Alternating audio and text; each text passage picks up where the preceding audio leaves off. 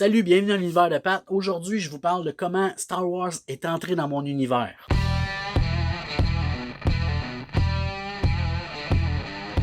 Moi, Star Wars est entré dans ma vie. J'étais pas très vieux. J'avais 4 ans. On était en 1982. Je suis avec ma mère. Puis ça, c'est un des plus anciens souvenirs que j'ai, là. On est en auto, on se promène, je sais pas où est-ce qu'on est. On rentre dans un cinéma. J'ai encore vaguement un peu, tu sais, l'odeur du popcorn puis l'ambiance cinéma. Honnêtement, c'était ma deuxième fois au cinéma. La première fois, j'avais été voir E.T. avec mon père et ma mère. Là, on se présente là.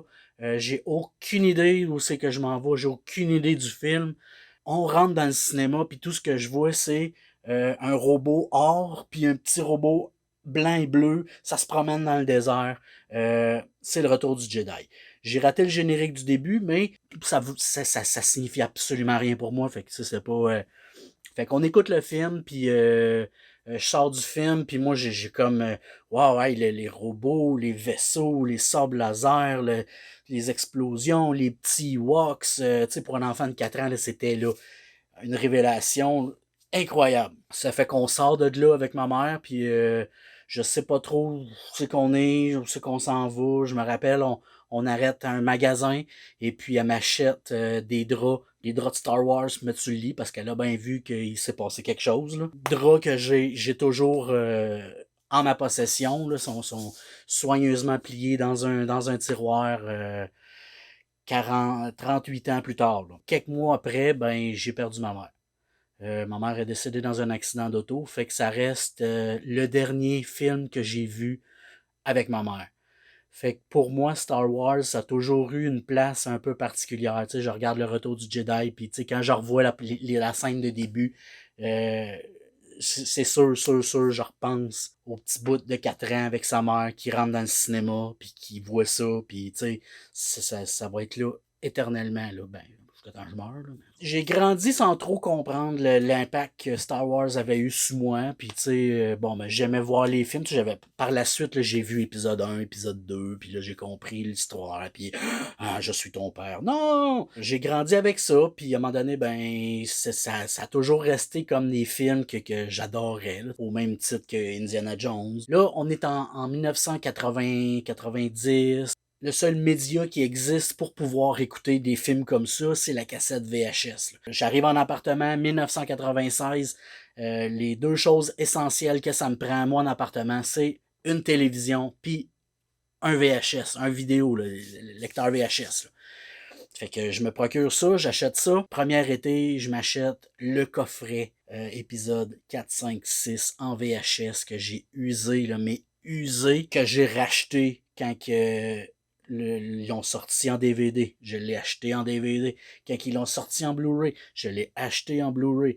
Les années ont passé, tu sais, puis je me suis tapé mes épisodes 4, 5, 6, je dirais au moins 1, 2, 3 fois par année, là, je sais pas trop, là. Les gens qui étaient autour de moi étaient comme tannés, là, genre j'écoute tout le temps Star Wars. Je rentrais chez nous, qu'est-ce que t'es en train d'écouter? Ah, je suis en train d'écouter Star Wars. Dans les alentours de 1997-98, ils ont annoncé que, bon, George Lucas faisait des nouveaux épisodes.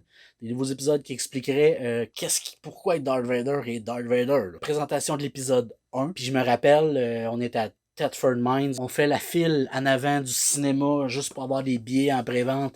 Ils mouillent. Ça a beau être le Pigalle, ça a beau être Thetford Mines. C'était cool, là. C'était vraiment cool, là. Il y avait des gens qui étaient déguisés avec... il y avait un gars qui avait amené sa radio, puis il y avait la trame sonore de Star Wars qui jouait dedans, puis le monde, ça faisait des combats avec des épées en plastique en avant, tu sais. Puis ça a vraiment rien à voir avec ce qu'on voit aujourd'hui dans les conventions, là, parce que il y avait pas... c'était des épées cheap, télescopiques, là, qui se vendent aux Zellers dans le temps. Je perds un petit peu mes repères, mais parce que là, c'est l'ancienne République. Mais c'est vraiment, là, c'est une autre technologie. Quand tu regardes cette trilogie-là, c'est très, très numérique, là. C'est pas du tout comme le maquettisme qu'il y a dans épisode 4, 5, 6. Pas sûr d'apprécier, je suis pas sûr de... Mais bon, c'est nouveau, c'est la continuité de ce qui m'a fait triper, ben moi je trippe. L'épisode 2 passe, j'ai pas rien à dire à propos de l'épisode 2. Finalement, ben l'épisode 3 sort, puis moi je me dis, bon ben, moi quand j'étais petit, ma mère m'a emmené voir le retour du Jedi. le 3e épisode de la première trilogie. Donc, comme pour répéter le pattern, si on veut, j'ai amené ma fille voir le 3e épisode de la 2e trilogie.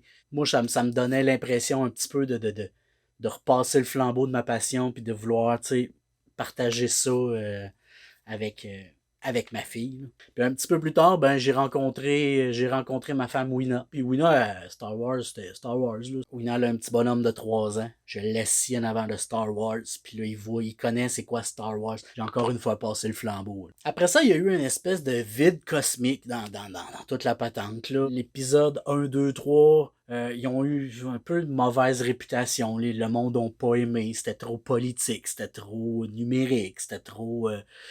Puis là, tu sais, il s'est mis à avoir de la vente de toutes sortes d'affaires. Là, tu sais, il y avait des projets qui s'en venaient, mais tu sais, nous autres, communs des mortels, on savait pas ce qui s'en venait du tout. Puis là, il s'est mis à avoir du merchandising, là, de n'importe quoi, là, vraiment, Star Wars, là, c'était partout, là. Là, il sortait le Canadian Tower, décoration de Noël de Star Wars, il y avait il y avait du Star Wars à peu près partout, là, je sais comme... Puis là, on n'avait plus de nouvelles, là. Ça fait que, tu sais, j'étais comme, ouais, c'est rendu, bon, tu sais, c'est rendu vraiment trop commercial. Puis là, on était rendu à la 2e, c'est pas 3e génération de fans Star Wars. J'étais pas sûr que là, tu sais, si c'était pas juste parce que c'était le truc cool, là, que le monde aimait vraiment ça, ou que, tu sais, là, c'était vraiment du passage de flambeau. C'est vraiment des parents de ma génération qui ont fait écouter les films à leurs enfants. Les enfants ont trippé. Ça fait que, tu sais, j'ai eu un peu une petite baisse d'intérêt. Puis là, ben, à travers de ça, tu sais, ils nous ont sorti des trucs comme Le Seigneur des Anneaux, Harry Potter, tu sais, qui a comme un peu détourné notre attention. Si tu aimes les mondes fantastiques, là, c'en est des incroyablement beaux, là, tu sais. Fait que j'ai accroché au Seigneur des Anneaux, j'ai accroché un petit peu à Harry Potter. Puis là, puis j'ai tout vu les films Harry Potter avec ma fille. Ma fille a vraiment connecté avec l'univers Harry Potter. Puis aujourd'hui, c'est son Star Wars à elle, c'est vraiment Harry Potter. Là. Puis tout d'un coup, ben tu sais, moi à date, tout ce que j'apprenais de Star Wars, il fallait que j'achète des revues pour pouvoir suivre qu'est-ce qui se passait puis tout. Mais là, avec Internet, là, ben, l'information était garochée un grand public comme ça. Puis tout d'un coup, ben, j'apprends que, tiens, Monsieur Lucas a décidé de se départir de Star Wars. Monsieur a décidé de vendre Star Wars à Disney. J'ai pété un plomb. Là. Je faisais ça à la table, puis je pleurais. Puis j'étais là, non, non, pourquoi? Non, c'est juste un rouleau compresseur commercial, puis il va tout défaire nos univers, puis ils vont cartooniser toute la patente jusqu'à ce qu'ils nous présentent la première bande-annonce. Quand j'ai vu la bande-annonce pour la première fois, c'est pas dur, j'avais des frissons.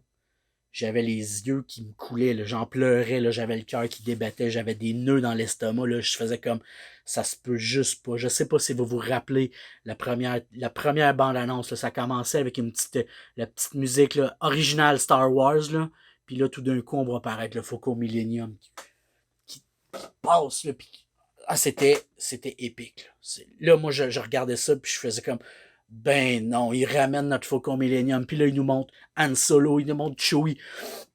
J'en parle encore aujourd'hui, là, puis j'ai adoré cette bande-annonce. Là. Ça fait que j'attendais avec impatience la sortie de l'épisode 7. Le jour où c'est sorti, on est allé voir le film. On s'est assis dans le cinéma, j'ai regardé Wina, puis j'ai dit, là, je t'avertis, ça se peut que je pleure. Quand que le film a commencé, puis que le titre, juste il y a longtemps dans une galaxie très très lointaine, le titre Star Wars, là j'étais les yeux pleins d'eau, j'étais comme 4 ans. J'avais 4 ans. Là. J'ai regardé ce film-là, là, les yeux m'ont coulé quasiment tout le long. Puis ben non, j'ai passé par une gamme d'émotions là, incroyable. Là. Je retrouvais, excusez, je retrouvais mon Star Wars original. J'ai vraiment adoré ces films-là. Les gens diront ce qu'ils voudront. L'épisode 7, là, on l'a vu 3 fois. Là. On l'a vu la première fois que ça l'a sorti. Après ça, on est allé le voir 2 jours ou 3 jours après.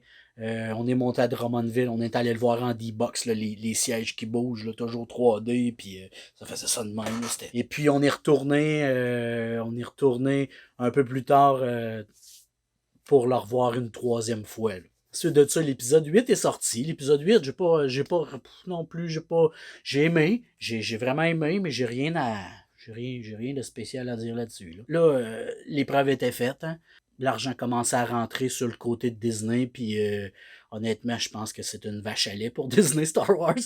Tout d'un coup, ben, ils ont décidé de créer un land Star Wars. Là, ils nous disaient que c'était pour être une immersion totale dans le monde de Star Wars, puis que on savait pas comme pas trop. Là, je m'intéressais à ça, mais en même temps, ça me paraissait tellement inaccessible à l'époque. Aller à Disney, moi, c'était comme, bon, ben, peut-être qu'un jour, on va y aller, mais pas plus. Puis par la suite, ben, il y a eu l'épisode 9 qui closait tout ça. J'ai vraiment adoré. J'ai rien à reprocher, là, tu sais, qui ait tué Han Solo, qui ait tué Luke, qui ait tué, à un moment donné, ces personnages-là, ils ont fait le temps, c'est de la vie, hein, ils nous avaient déjà tué Yoda, Obi-Wan, puis Darth Vader, ça fait que pourquoi pas, c'est comme ça, là, on est qui pour juger de tout ce travail-là. Là. Puis ben là, j'ai demandé ma femme en mariage, et puis quand j'ai demandé en mariage, j'avais déjà planifié mon coup, puis j'y avais dit, ben regarde, moi, ok, on se marie, là, mais c'est ça.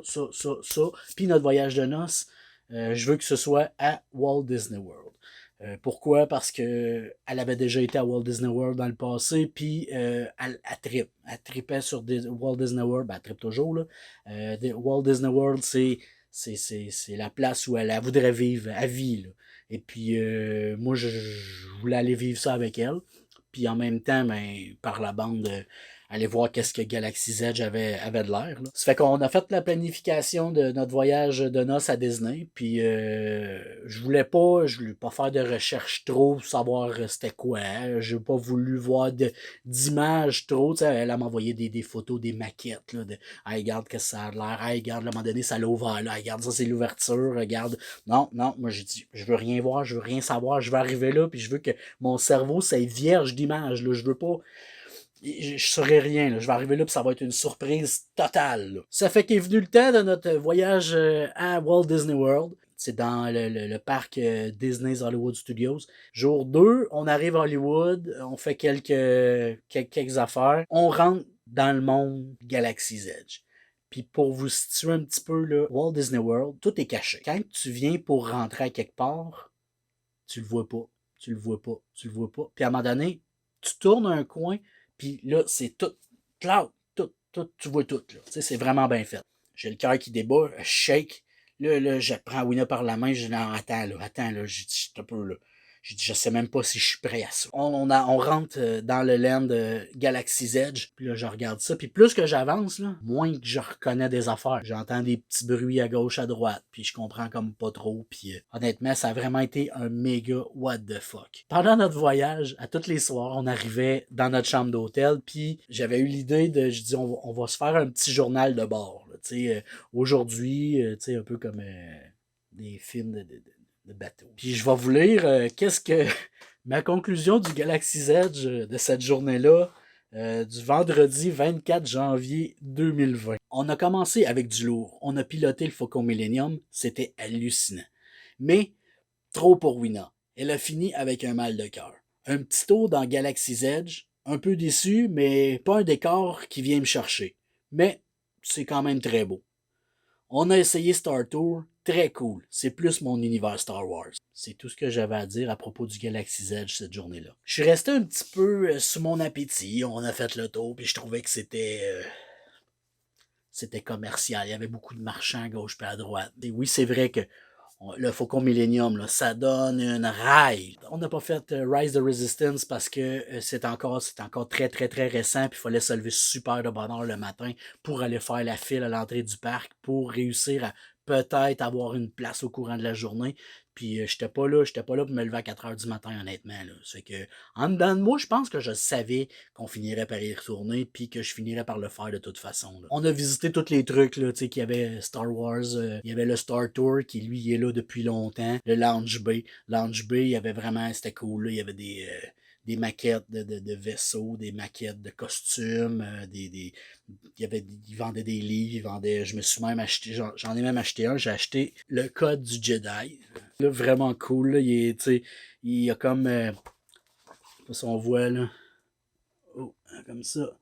Il y a vraiment, là, dans le côté ici, là, tous des commentaires, des écritures de Mace Windu, Ahsoka, Anakin, Luke, Yoda. C'est comme s'il avait passé d'une main d'un maître Jedi à l'autre, là. Puis non, c'est vraiment nice. Puis là, on est revenu finalement de notre voyage en Floride. J'ai pas acheté grand chose. J'ai acheté un hoodies, j'ai acheté ce livre-là, un manteau, un coat de jeans Star Wars, c'est vraiment cool, je vous le montrerai un jour. On est revenu de notre voyage. Un peu amer ben pourquoi j'ai pas. Là, je me disais, ben, tu sais, moi, je suis pas un turbo fan qui se tient dans les conventions, puis qui a lu tous les livres, puis qui a des collections de figurines à pu finir, là, tu sais, ceux-là que j'ai, là, sont en arrière de moi, t'sais. Fait que je me suis dit, ben, coudonc, faut croire que je connais pas assez Star Wars pour ça. Puis, tu sais, ça a un petit peu atteint mon orgueil en même temps. Dans mon entourage, comme me pointer du doigt, à dire, hey, lui, c'est un fan de Star Wars, tout en sachant que